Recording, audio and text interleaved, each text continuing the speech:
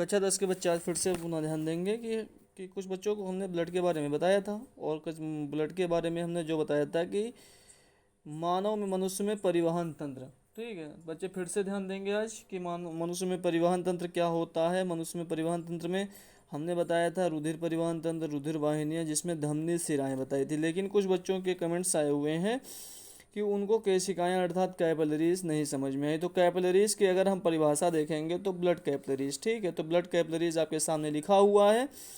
और इसमें क्या कह सकते हैं कि धमनियाँ अंगों में पहुंचकर धमनिकाओं में विभाजित हो जाती हैं। अर्थात धमनियाँ जो होती हैं, धमनी का मतलब क्या होता है, जहाँ से शुद्ध रक्त जाता है, ठीक है, और धमनियाँ अंगों में पहुंचकर अर्थात जो भी हमारे ऑर्गन्स हैं, ठीक है, ध्यान से समझना एकदम, जो भी हमारे ऑर्गन्स हैं, ऑर्गन्स का मतलब जो हमारे अंग हैं, ठीक है, वो किस में विभाजित हो जाती हैं, धमनिकाओं में विभाजित हो जाती हैं। बाद में ये शाखाएं प्रतिशाखाएं अर्थात जो ऑर्गन्स धमनियों की शाखाएं होती हैं और उपशाखाएं होती हैं। अर्थात इनके जैसे कोई भी पेड़ है तो पेड़ में जैसे आपके जैसे क्या होता है, रूट शूट और अपेक्स होता है, तो उसमें क्या होता है, रूट शूट अपेक्स में सबसे ऊपरी भाग में जो देखा होगा कि जो छोटी छोटी ब्रांचेस होती हैं, ब्रांच, ठीक है, तो उनमें अत्यंत महीन शाखाओं का जाल बना लेती हैं। अर्थात क्या होता है कि जो ब्रांचेस होती हैं उसी में पत्तियां लगती हैं, छोटी छोटी पत्तियां उन्हीं में लगती हैं। तो ये महीन शाखाएं ही क्या कहलाती हैं, आपकी पत्तियां ब्रांचेस में बिलीव हो जाती हैं। लेकिन क्या होता है यहाँ पे अगर हम बात करते हैं कैपिलरीज की, तो कैपिलरीज का मतलब धमनियाँ जो होती हैं अंगों में पहुंचकर धमनिकाओं में विभाजित हो जाती हैं, तथा बाद में ये शाखाएं और प्रतिशाखाएं अत्यंत पतली महीन शाखाओं का जाल बना लेती हैं। अर्थात कैसा जाल होता है, छोटा सा, बहुत महीन, मतलब जैसे तंतुवत होते हैं, जैसे धागे, ठीक है, जैसे छोटे छोटे धागे होते हैं उस जैसा जाल बनाती हैं।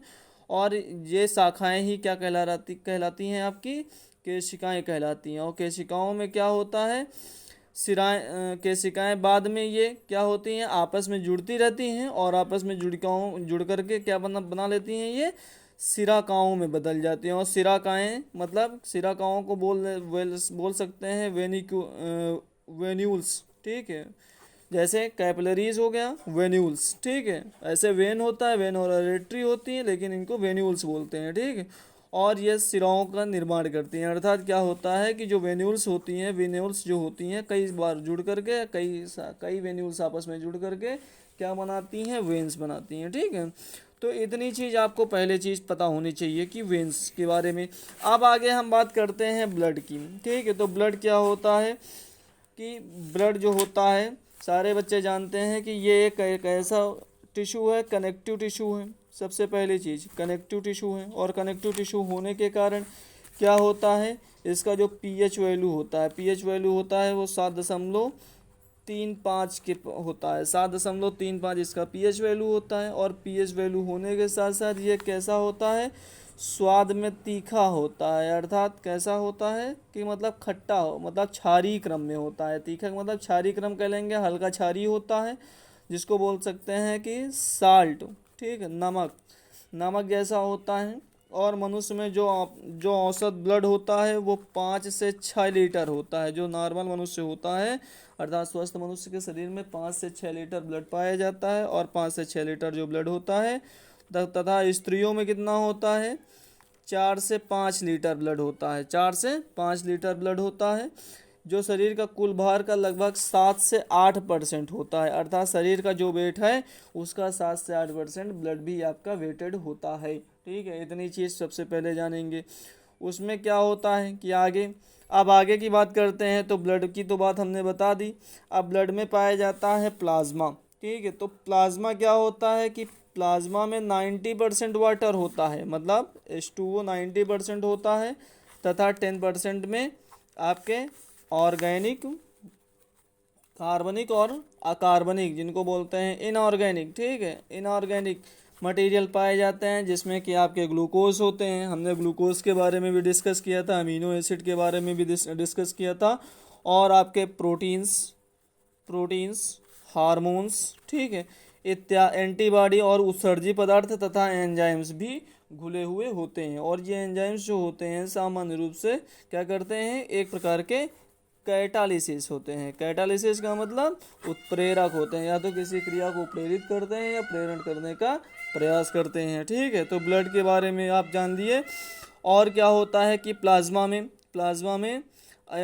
जो होता है हमारे शरीर की कोशिकाएं जो होती हैं, क्योंकि सेल्स जो होती हैं, क्योंकि प्रत्येक सेल को हमने बताया था कि 673 kcal कैलोरी ऊर्जा की आवश्यकता होती है। तो 673 kcal जो ऊर्जा होती है उसमें क्या होती है कि आपकी जब ग्लूकोज को क्या मानते हैं, कोशिका का ईंधन मानते हैं, तो कोशिका का ईंधन जब मानते हैं तो किसके उपस्थिति में दहन होता है, O2 की उपस्थिति में होता है। तो ये प्लाज्मा क्या करता है, O2 को पहुंचाता है तथा CO2 को उत्सर्जित पदार्थों को हटाता है। ठीक, इतनी चीज आप ध्यान में रखना कि O2 जब किसके द्वारा जा रही है, प्लाज्मा के द्वारा जा रही है, तो क्या हो रहा है, ग्लूकोज का दहन हो रहा है, क्योंकि O2 जब जाएगी प्लाज्मा के द्वारा तो कोशिकाएं क्या करेंगी, उत्सर्जन करेंगी, किसका, CO2 को उत्सर्जन करेंगी और कुछ एक्सक्रीटरी प्रोडक्ट का उत्सर्जन करेंगी। ठीक है, तो जब और इसमें क्या होता है कि जल की मात्रा का नियंत्रण भी होता है, अर्थात H2O जो होता है वो क्या होता है, इसी के द्वारा कंट्रोल होता है।